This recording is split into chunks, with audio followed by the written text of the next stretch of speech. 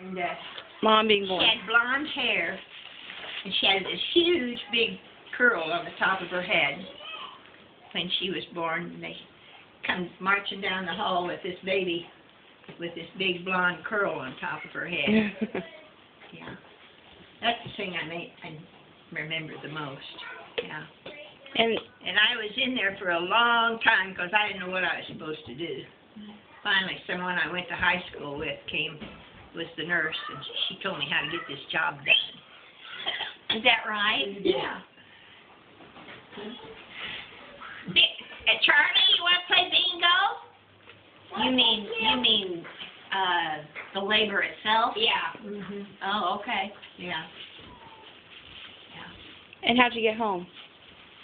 We went home in an ambulance, and I had to stay. I can't remember how many days, but it was 5, a lot of days, and which was really unusual. We lived on Stanley Avenue then, in this little 4-room house that my dad and Pearl Edwards had built, and of course it was in March, so it was still chilly. And we had a gas heater, like we didn't have central air or central heat. Back in those days, those things were not common. I mean, it was a lot of people lived like that. Burning oil. Yeah. And what year was this? Let's see, what year was that? 49. 49. 1949. And it was in Mount Vernon, Illinois. Dr. Moddert was the doctor. Yeah. So, what? Moddert? Moddert. He was a young guy. And The whole family were doctors. yeah. And that was, the hospital was in the old car shop building. They had made it, and we didn't have private rooms. It was like a big, Oh, I didn't realize that. yeah, it was a big long hallway, and then you just had a curtain that divided it off, curtained it off, you know. Things were a lot different then. Wow. And the big thing about Becky was she was always wanted to be a helper. And we had a washing machine that had a wringer on it. It wasn't like the automatic ones now. And the washing machine was out in the garage. And so I was washing Susan's diapers probably, because, you know, Susan came along right away after that. And you had to put them through this wringer. Well, Becky was going to help, and she got up there to feed the diaper through, and she got her hand in the wringer. Oh, wow. And it kept going around and around and around and messed up the skin. She had a big scar. Mhm. And still there. But I guess, I don't know, is it still there? Oh, yeah. Well, I'm sure it is. Of course, Oh, how upsetting for you. a young mother, I had to, and of course Squire was always gone. I used to say he only came home on the weekend to get me pregnant. And then he was off and gone again. Yeah. Yeah, he worked in the contracting business and came home to get clean clothes too. So, and to see the love of his life and his babies. Yeah. How old were you when Mom was born? Let's see. I don't know. I must have been about 26 or 27, wasn't I? I know. 49. I'm born in 1924. Was I born in 24? Yes. Yeah. You would have been 25. 25.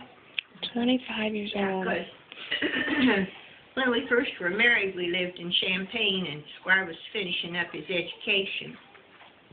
At U of I? Free ride, GI Bill. What were you studying, Pa? What was I studying? Civil engineering, structure option. Never did work at that. I just worked pipeline. Yeah. At U of I, right? Sure. Pipelining and structural. Well, Those are somewhat, pulling. but, not Not like they're talking, directly. yeah. We're paid more money. Not bridges and buildings. I could say. You could have. We lived on the campus where the chemical engineering building is now, and it was a private residence, a doctor that was in the law department. We had the penthouse, we called it, was the third floor apartment. All the rooms went out into the hall. The only place we had heat was in the bathroom, and we had a little gas Sleep in heater. the tub. Yeah, and and we had a kerosene stove that I learned to cook on a kerosene stove. And the ice would freeze on the windows really thick, and we slept under a pile of covers because there was no heat in the bedroom. Mhm. And we didn't have a refrigerator or an ice box. We had what they called a window box. It was a wooden box that was nailed to the window, and that's where we kept things that needed to be refrigerated. But then later on, probably the next summer, we did get an ice box, and we had a back porch, and and the ice box was out on the back porch, and so when the ice would melt, it would run down, drip down to the ground. Didn't have to change the water or watch the fan to see it wouldn't run over. And of course, there wasn't any air conditioning, and we bought mosquito netting and closed that back porch in, so Squire had a cool place to sleep or to work, study. And so life was a lot different then.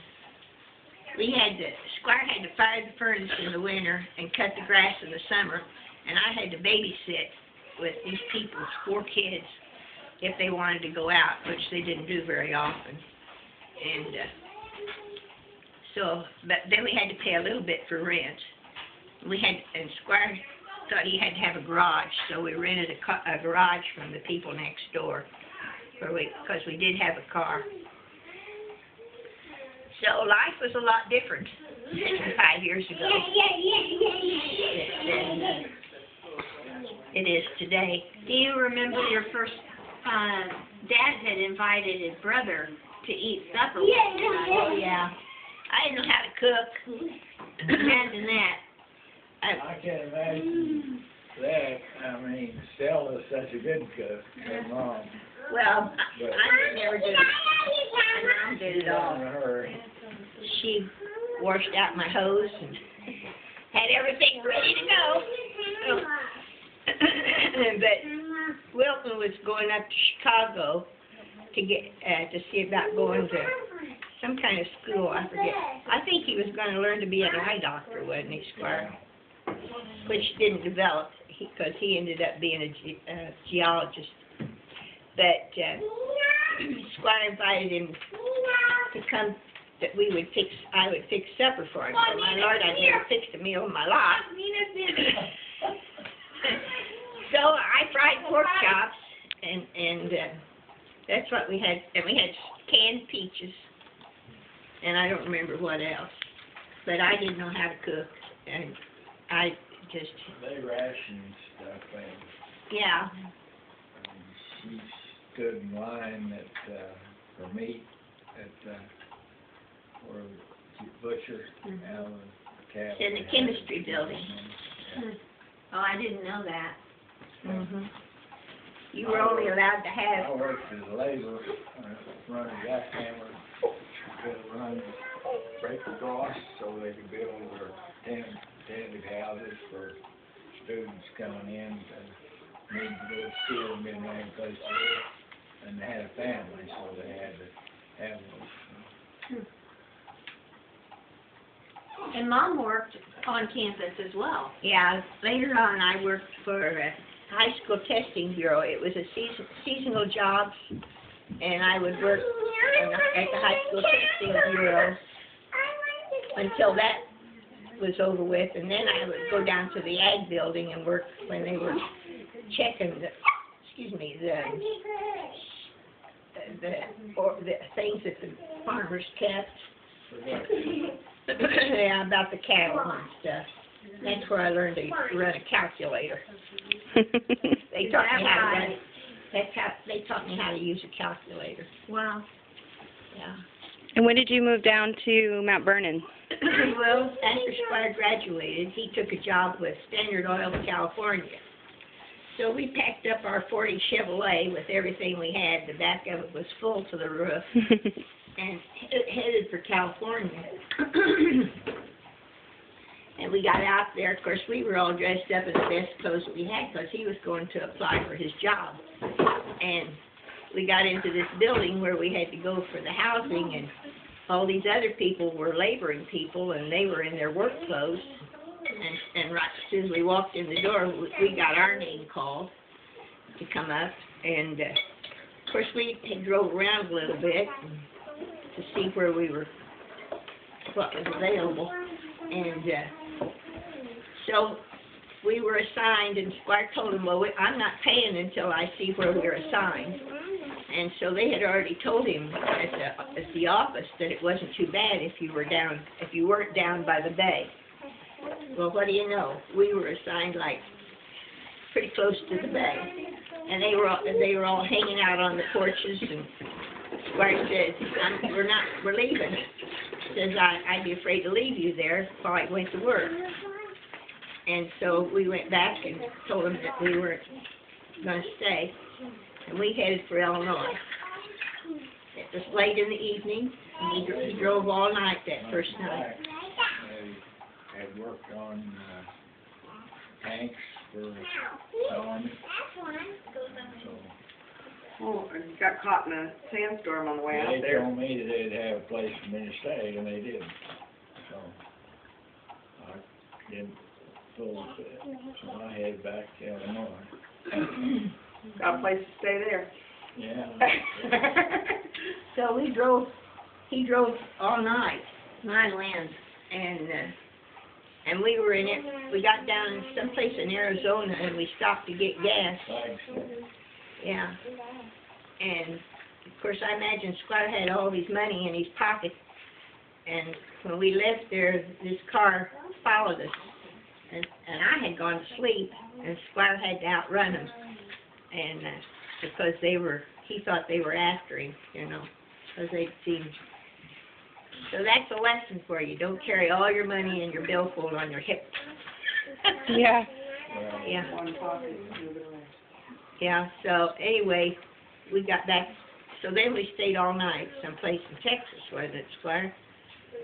Yeah, I don't remember. Someplace between California and Illinois. And got back to Illinois, and he didn't have a job. So he went to the county, and they hired him, and he worked for the county, wasn't it? Yeah. As a land surveyor. Uh-huh. And then he got a job with Holdren Construction Company. Pipeline building. And building pipelines, and and that leads us up to when Becky got on the scene, where we started in the first place. Yeah. Yeah. Oh, so he was with Holdren when Becky was born. Yeah, he traveled a lot, all the time. And actually, when Becky was first born, he was working at Scott Field. Isn't that right? Scott Field. Yeah, and he had this old car that Holdren had given him to drive. Or no, you went to work for Illinois Power, Squire. You were working for, or was that later? When Becky was born. He retired in '88, and he had been with IP for 42 years, so that would have been back to Well, we went back to Mount Vernon, and I worked as a pipeline contractor, and I got tired of being gone all the time, so the Hobbs hired me Oh, that's down right. in Decatur to work, and so that got my foot in the door with them. That's when you met Hobbs, was when you was laying pipeline over at Scott Field. Yeah, Scott Field or whatever, and I say the union's so bad over there in Wood River, they're terrible. So, And then when Susan was born, we lived in Wood River, and he worked for, was that a pipeline contractor too? It was. yeah. Yeah. Over in there, Yeah. they're laying 10-inch pipeline through Alton and Dodger. They were all born in Mount Vernon though. 10-inch pipeline through where? Yeah. Well, everywhere, and we're, I know, it's funny. I helped You build. go down the road, I go helped. down the highway, and he says, there's a 10-inch pipeline Yeah. running right through that field. well, He knows where it all is. As we were growing up driving to Mount Vernon, he Mm-hmm. pointed out all the way from Decatur to Mount Vernon. Mhm. yeah. Well, I hired the inspectors for the pipeline work and did some myself. I had seconds I had to go and stay. Belleville was one of the places. Charlie got the toys out? They were putting a line in from out to Scott Field from Mississippi River Fuel Supply. Out there, so. I always tell people that Dad helped engineer the pipelining, most of the pipelining in southern Illinois. Yeah. Well, That's true. in that Gone all the area, time. yeah, I guess. Yes. But, Just by yes, I did. Own it. You did. Yeah. We followed him around when we could. We lived in West Frankfort, was it, or some little town down there? well, I didn't know that either. Yeah.